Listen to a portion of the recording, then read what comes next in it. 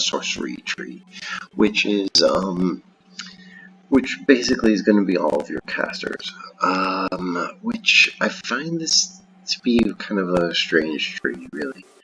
But let's go ahead and start off with the uniques. So, summon Airy. Now, Airy is basically like that little fairy that Lulu has, where, you know, when you when you do damage to somebody, it does additional damage. When you shield somebody, it just does an additional shield.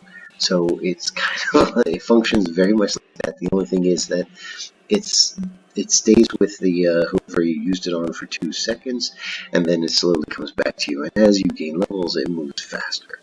And so, but you can't like constantly recast it. You have to wait for it to come back to you and then recast it. So it's its own thing there. The arcane comment is just what you would have for just so much more damage. Damages. It's just basically you're hurling a comment after them afterwards. Now, from what I've seen in play, it seems like it's actually very easily dodgeable. Like, but whenever somebody's hitting you with something and the comment lands, you're immediately moving out of the way anyway. So it's kind of pointless. But it's there, and it does do a nice bit of damage. And while it's on cooldown, you get extra cooldowns, and you get cooldowns on single target, area effect by 10%, and damage over time 5%. So those are some interesting side bonuses. So it's kind of just nice to have for additional cooldown. Phase Rush. Now this is actually something I find to be interesting because your melee casters, you don't really have a whole lot of them. You have like you have very, very, very few. Kassadin is really the only one that comes to mind.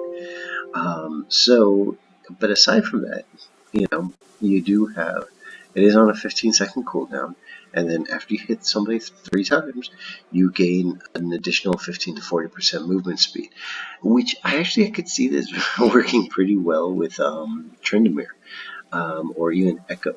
Like Echo, actually, probably this would do just amazing on. So yeah. Alright, so let's check out the rest of the Sorcery Tree. Now, just like in all the others, you have the choice of these 9, but instead of just choosing 2, you get 1 from each, which is nice. But really, it's kind of like, which way do you see your character going? The Nullifying Orb, I think, is great against assassins. Like, they'll hit you hard, and you get a shield. You get additional based off of your AP. It looks like you actually get more for your AD than for your AP bonus. So, but it's interesting because it's a shield that absorbs 40 to 20% magic damage based on your level. So it only seems like it soaks up magic damage. So is it good against other mages? But actually, it wouldn't be so good against assassins. So I take that back. Then we've got the Mana Flow Band, which is nice because it, you refund your energy. And basically, if you're mana starved and you don't want to be getting like mana regen items so early, and you want to wait, this is actually pretty decent. But it's once a minute, so. And then the Ultimate Hat, which is just nice, reducing your ultimate cooldown, but it's only your ultimate cooldown. I think Transcendence is nice, because you tend to buy, because a lot of the magic ability power items do have cooldown reduction with them. So you can easily go to the cap and you get additional movement speed. This, first I saw this, I was like, oh, this is really good. But now that I'm really looking at it, it's only 8% of your excess movement speed is added to your adaptive. Now, that's really, really a small amount of number. That really doesn't boost you too much, so you don't really get a whole lot for it.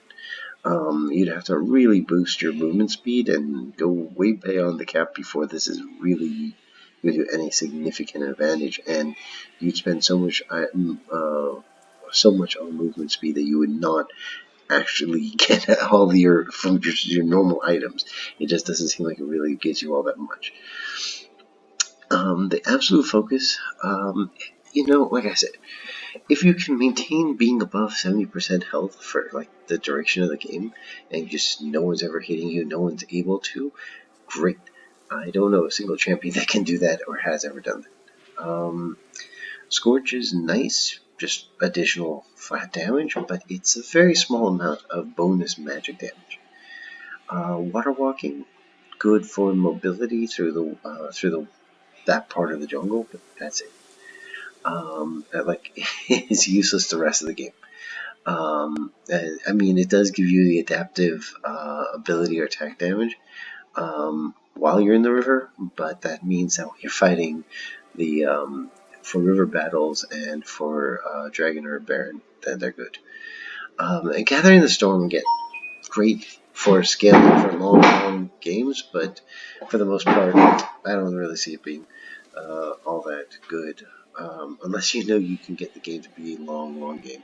But it has to be a very advanced play. So it seems to me like really over here, this is where the core of like your whole decision into going into the sorcery tree is going to be based off of which of these three your character really needs to win the game. And so with that, I would suggest when you look at the sorcery coupled with precision, it's really interesting that in previously when we were looking, you kind of got a little more ability power over attack damage at times. Very rarely do you get attack damage over ability power. So here is kind of where that shines a bit more, because you do need more ability power as a caster, so this build, I would suggest you kind of choose whichever keystone you really want based off of the champion you're playing. But the Mana Flow Band couples pretty nicely with the Presence of Mind, both of which you're going to be just not having to worry about your mana as much. Your energy is going to be replenished, and you'll be restoring your energy over time. The Transcendence, your cooldown's a bit faster, so then casting these spells after a takedown, your next ability is going to be restored. So you know that you can go in for a double, triple kill a lot easier. Then when your opponent is low on health, you do more damage, and you get additional. You get 15 ability power versus the 9 attack damage. So that is a good adaptive ability because it couples well with this. So that's 25 plus 15. So that's a good 40 ability power that you get right there. On top of that, every 20 seconds your attack is burning for an additional 30 to 60 bonus magic damage, which isn't a whole lot, but you're doing the Scorch very, very frequently because you're constantly casting, because you're constantly doing what you're doing. So I think this is a good, if you wanted to couple sorcery and precision together, that is a very good couple. Now, I wouldn't necessarily do Overheal because you don't really have a whole lot of spell vamp. You don't have it like you did in the Domination tree with Lifesteal and gaining life for the things that you did. Takedowns, getting additional health and gold is nice, but as a caster, look, that's a call you're going to have to make. If you really want the additional gold and health for the takedowns, that's nice. But I would, I don't know how often you're really going to be doing that. This could be this could be just as viable, and that's really your call. Attack speed doesn't really do you so much for as a caster. Your attack speed doesn't necessarily equate to your cast speed, and a character like Cassiopeia, who her cast animations add to her cast time, that you don't get any kind of reduction on that, and it's something you just have to watch out for. The Legend Tenacity is kind of nice. if you feel like you're going to need it. You might want to go for that with Echo or somebody, but it's your call if you really think you're going to need to go that way, or you just want to pick up Mercury Treads. And this right here also, percent lifesteal, but not spell vamp. And since it doesn't give you spell vamp, this is useless for casters.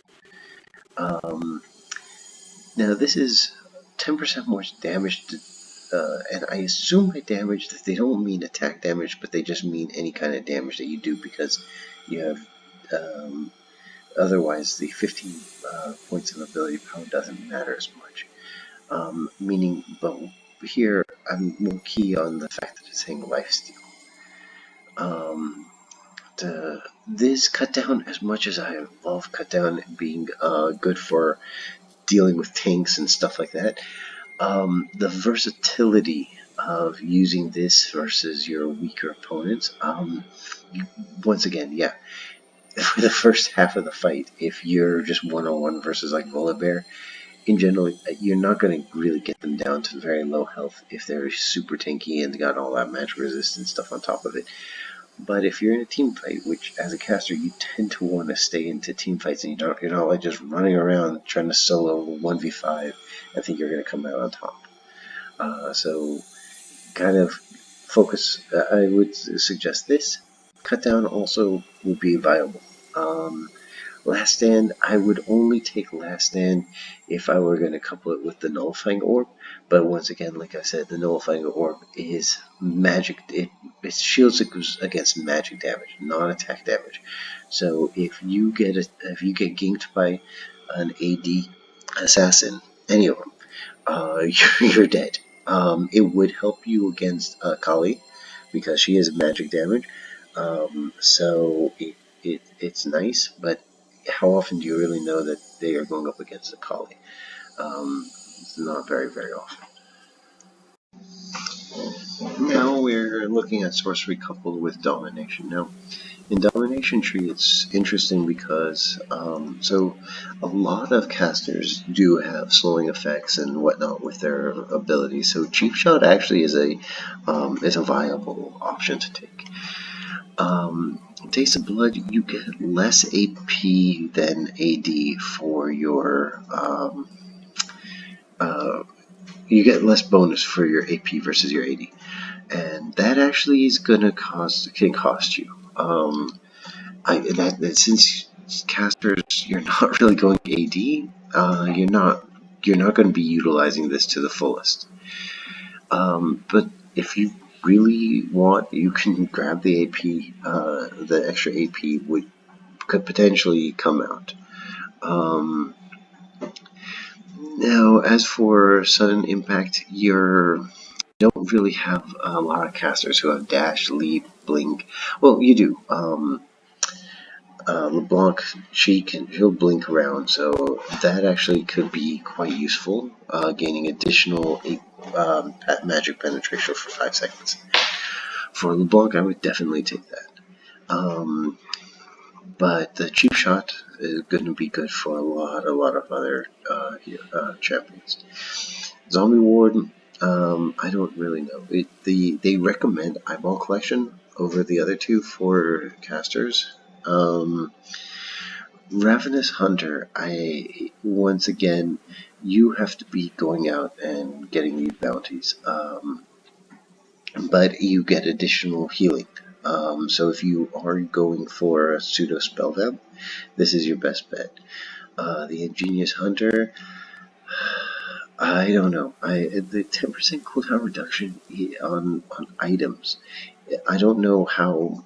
There are a few people who utilize items and they want to button mash those items, but it's also kind of like up to you. You know, if you kill all of the other team twice, you get 12% on the 10, so you have 22% additional cooldown reduction on active items. I don't know if that's really big enough of a difference to make a difference, but if you are running around doing that much killing, you know, you may actually be benefiting a bit more from this in terms of getting the healing. That way you're sustaining longer against those fights. And the Relentless Hunter, once again, out of combat movement. Um, most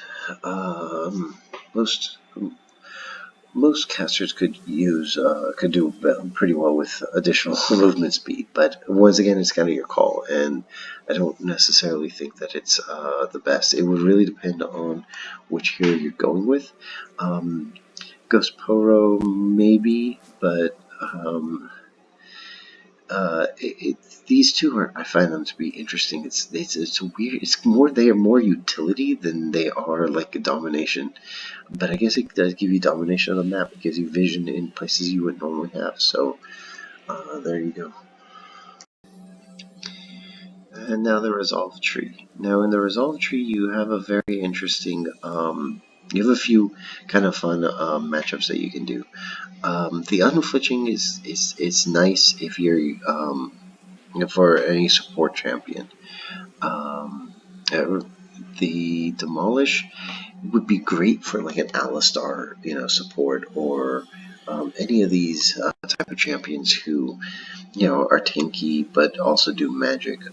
Even to some extent like a Malphite, but more for like an Alistar. But then you're losing out on the ability for marking for impairment.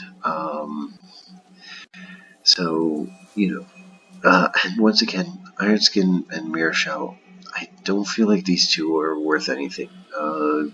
Conditioning, grab that, and then really anything that gives you healing or gives you more health is really kind of what you want out of the Resolve Tree, it seems to me.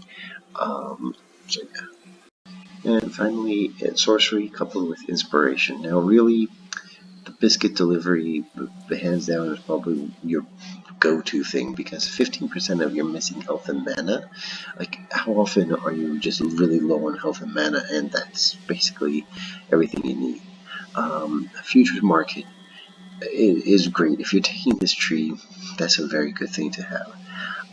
Now, the Cosmic Sight, this additional cooldown reduction and everything, I feel that actually is really excellent with Transcendence, because you get the additional cooldown, you get you get 15% cooldown reduction, and you're maxing your cooldown reduction by another 5%. So you can really, this is going to be great for like a Rise, or somebody who you want to just be spamming abilities, even Kel. And the approaching velocity, I mean, look, this is good for any support, probably even like a Taric or somebody. And then Celestial Body, I just really can't find myself to love it. That minus 10% damage to champion monsters until 10 minutes in. By that point in time, that 100 health is so negligible. You're dealing so much more damage. You pick up a BF sword is already starting to cut into you too much. So there's just, I just can't get behind the Celestial Body. I don't feel like this is a very good ability for that. I don't really understand their reasoning behind it.